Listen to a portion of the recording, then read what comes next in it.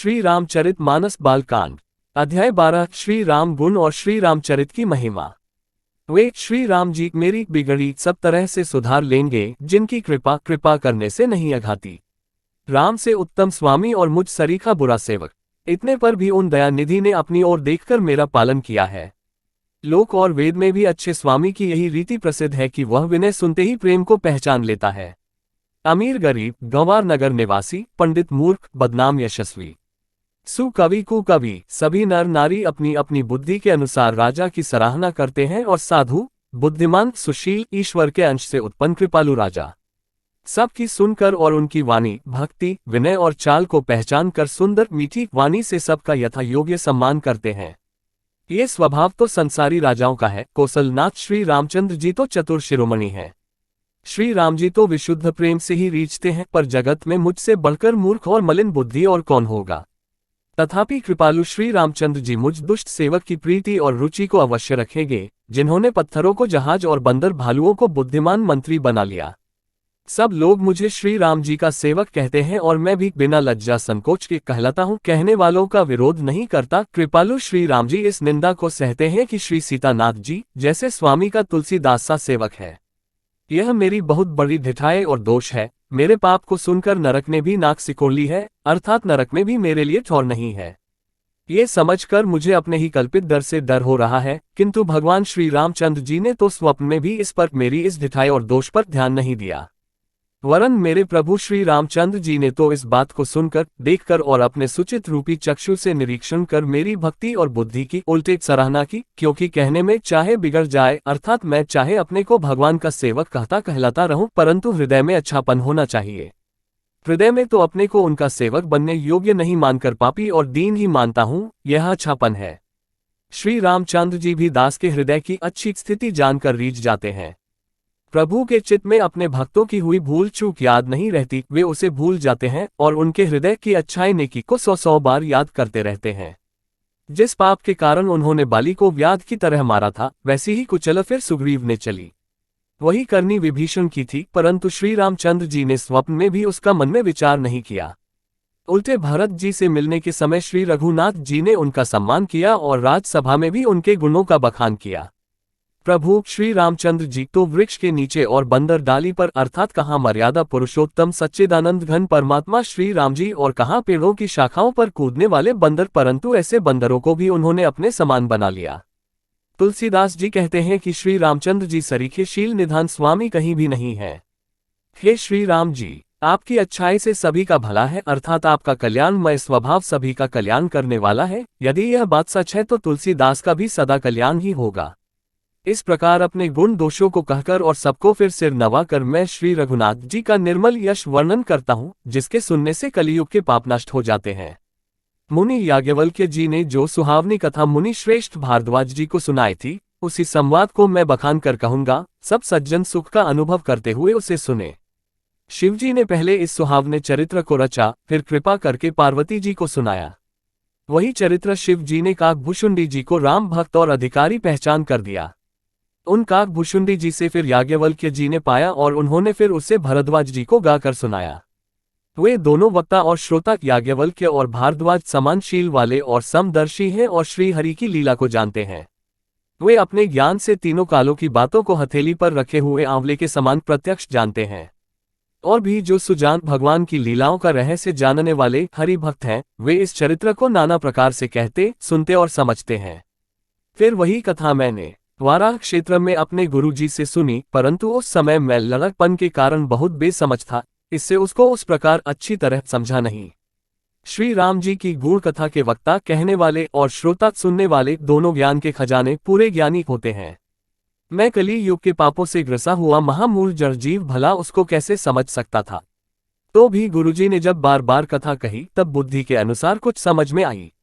वही अब मेरे द्वारा भाषा में रची जाएगी, जिससे मेरे मन को संतोष हो। जैसा कुछ मुझ में बुद्धि और विवेक का बल है, मैं हृदय में हरि की प्रेरणा से उसी के अनुसार कहूंगा। मैं अपने संदेह, अज्ञान और भ्रम को हरने वाली कथा रचता हूँ, जो संसार रूपी नदी के पार करने के लिए नाव है। राम कथा पंडितों को विश्राम देने वाली, सब मनुष्यों को प्रसन्न करने वाली और कली युग के पापों का नाश करने वाली है।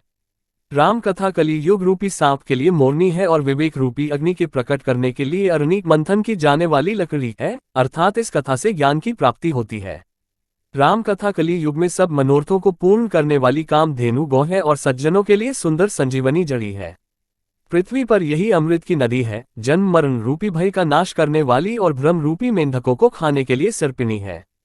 ये राम कथा असुरों की सेना के समान नरकों का नाश करने वाली और साधु रूप देवताओं के कुल का हित करने वाली पार्वती दुर्गा है। ये संत समाज रूपी क्षीर समुद्र के लिए लक्ष्मी जी के समान है और संपूर्ण विश्व का भार उठाने में अचल पृथ्वी के समान है। यमदूतों के मुख पर कालिक लगाने के लिए ये जगत में यमुना जी के समान है और जीवों को मुक्ति देने के लिए मानो काशी ही है। ये श्री राम जी को पवित्र तुलसी के समान प्रिय है और तुलसीदास के लिए हुलसी तुलसीदास जी की माता के समान हृदय से हित करने वाली है। ये राम कथा शिव जी को नर्मदा जी के समान प्यारी है। ये सब सिद्धियों की तथा सुख संपत्ति की राशि है। सद्गुण रूपी देवताओं के उत्पन्न और पालन पोषण करने के लिए माता अदिति के समान है। श्री रघुनाथ जी की भक्ति और प्रेम की परम सीमा सी है। तुलसीदास जी कहते हैं कि राम कथा मंदाकिनी नदी है, सुंदर निर्मल चित चित्रकूट है और सुंदर स्नेही वन है, जिसमें श्री सीता राम जी विहार करते हैं। श्री रामचंद्र जी का चरित्र सुंदर चिंतामणि है और संतों की सुबुद्धि रूपी स्त्री का सुंदर श्रृंगार है। श्री रामचंद्र जी के गुण समूह जगत का कल्याण करने वाले और मुक्ति, धन, धर्म और परमविधाम के देने वाले हैं।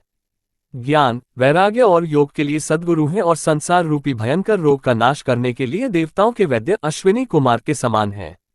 ये श्री सीतारामन जी के प्रेम के उत्पन्न करने के लिए माता पिता हैं और संपूर्ण व्रत, धर्म और नियमों के बीज हैं। पाप, संताप और शोक का नाश करने वाले तथा इस लोक और परलोक के प्रिय पालन करने वाले हैं। विचार ज्ञान रूपी राजा के शूरवीर मंत्री और लोभ रूपी अपार समुद्र के सोखने के लिए अगस्त्य मुनि हैं। भक्तों के मन रूपी वन में बसने वाले काम, क्रोध और कली युग के पाप रूपी हाथियों को मारने के लिए सिंह के बच्चे हैं। शिव जी के पूज्य और प्रियतम अतिथि हैं और दरिद्रता रूपी दावानल के बुझाने के लिए कामना पूर्ण करने वाले मेघ हैं। विषय रूपी सांप का जहर उतारने के लिए मंत्र और महामणि हैं। ये ललाट पर लिखे हुए कठिनता से मिटने वाले बुरे लेखों, मंद प्रारब्ध को मिटा देने वाले हैं।